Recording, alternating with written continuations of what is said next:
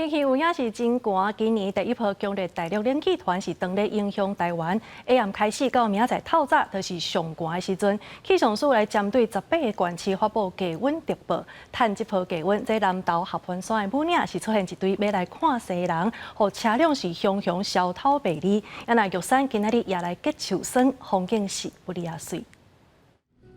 透早天也未光，合欢山武岭亭已经是人客甲杂通通咧等势，离山顶交通也已经大拍干。警方赶紧到现场疏导，暗过天愈光，人车愈多，有民众讲亲像赛车共款。冷气团到位，气氛创新低，民众到合欢山等势，人多车多，乱象也多。麻烦武岭到山水的路段违规停车的车子，请你现在赶快停车。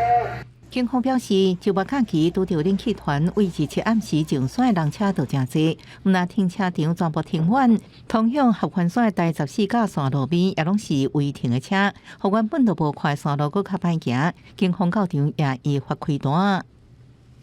武岭停车场全满，有驾驶路边停车妨碍交通。警方加强疏导，并取缔交通违规5件，处理车祸1件。警方呼吁驾驶不要违规停车。入冬第一波强烈大陆冷气团影响，玉山自备早起5点左右出现零下1.6度的低温，树顶也结树霜，正做壮观的雪国景象。受这波冷气团影响，气象署针对18县市发布低温特报，气温明显偏低。气象署表示，整体来讲，周末全台各地气温差不多20度到18度左右。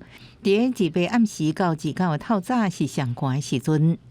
今天晚上整个冷气团强度来到最强，再加上明天清晨的辐射冷却，可以看到其实各地的低温可能都只有11、12度，甚至有些局部地区，有可能会出现7到9度的低温。气象署提醒，这摆冷空气较大，各地拢是侪云到侪云好天的天气。落雨机会无悬，今日伫东半部有南山的短暂雨，按算伫拜日冷空气减弱，不过爱需注意一下温差的变化。记者综合报道。